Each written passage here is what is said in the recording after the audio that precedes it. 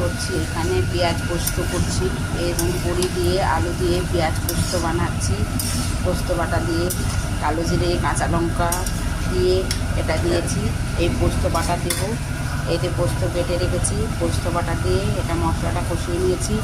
এবার পোস্ত বাটা দিয়ে পেঁয়াজ পোস্ত আলু পোস্ত দিয়ে আলু বড়ি পেঁয়াজ কলি বড়ি আলু দিয়ে এটা হচ্ছে পেঁয়াজ পোস্ত বানাচ্ছি। আজকে পেঁয়াজ পোস্ত হচ্ছে, আজকে আমাদের কল্পনা হোটেলের বাড়িতে পেঁয়াজ পোস্ত হবে, পালং পনির করবো, এটা পেঁয়াজ পোস্ত করছি। এখানে এঁচড় করবো, এঁচড়ের মশলা কষাচ্ছি, এঁচড় বানাবো, এঁচড়ের মশলা কষাচ্ছি। এঁচড় করবো, এঁচড়ের আলু সেদ্ধ করে আলু ভেজে রেখেছি, এঁচড়ের তরকারি হবে, এখানে ডিম হবে, এখানে মাছ হবে, চামচা মাছের ঝোল হবে, আলু পেঁপে দিয়ে মাছের ঝোল হবে। এটা হচ্ছে এঁচড়ের তরকারি করতে হচ্ছে, এঁচড় সোয়াবিন দিয়ে সোয়াবিনের তরকারি হবে। এটা এঁচড় সোয়াবিন তরকারি করবো। একটু মশলাটা কষাচ্ছি, আদা বাটা রসুন বাটা পেঁয়াজ দিয়ে একটু মশলাটা কষিয়ে নিচ্ছি। এখানে করবো আজকে আমি পালং পনির করছি।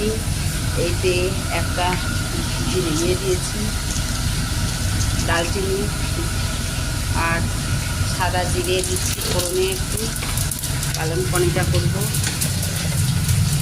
একটা শুকনো লঙ্কা দিচ্ছি ফোড়ন, লঙ্কা ফোড়ন দিয়ে